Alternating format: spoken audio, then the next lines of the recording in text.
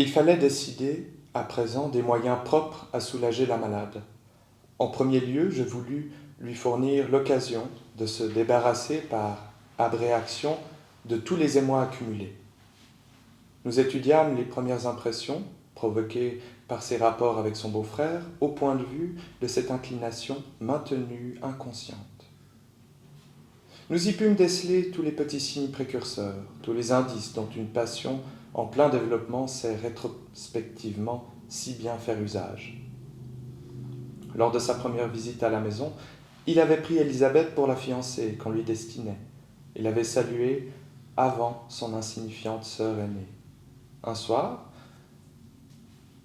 il s'était entretenu avec tant d'animation et paraissait si bien s'entendre que la fiancée avait interrompu leur entretien en disant d'un ton mi-plaisant, mi-sérieux « Au fond, vous auriez été faits l'un pour l'autre. » Une autre fois, dans une société qui ignorait encore les fiançailles, il fut question du jeune homme, et une amie critiqua un défaut de conformation de celui-ci en disant qu'il avait dû être atteint d'une ostéopathie dans son enfance. La fiancée ne broncha pas, mais Élisabeth s'emporta et affirma, avec une vivacité qui l'étonna elle-même, l'absence de défauts physiques chez son futur beau-frère.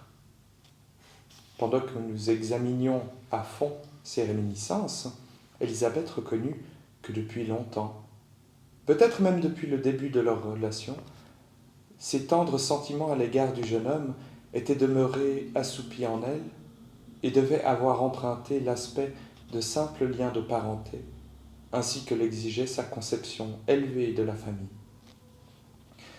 Cette abréaction obtint incontestablement d'heureux résultats. Cependant, je pus apporter à ma malade plus de soulagement encore en me préoccupant amicalement de sa situation présente. C'est ainsi que je m'assurai un entretien avec Madame von R., femme compréhensive et pleine de délicatesse, bien que déprimée par les derniers événements de sa vie.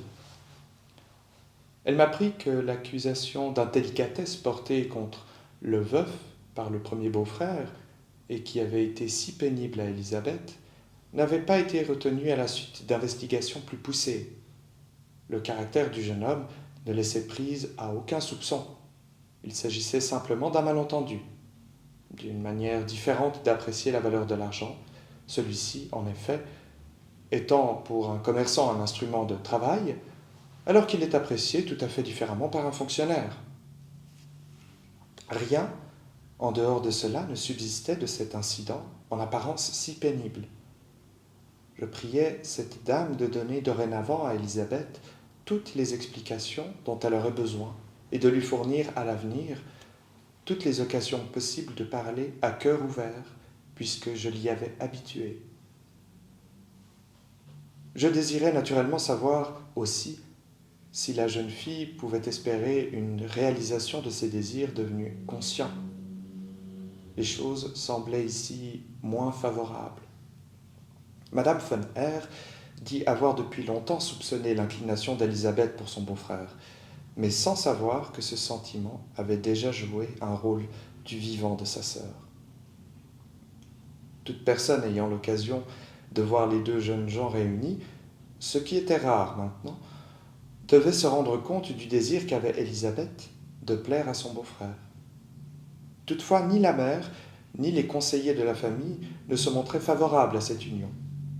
Le jeune homme, ayant une santé délicate, qu'avait encore ébranlé la mort d'une femme bien-aimée, rien ne laissait d'ailleurs penser qu'il se trouvait assez remis de son choc moral pour contracter une nouvelle union.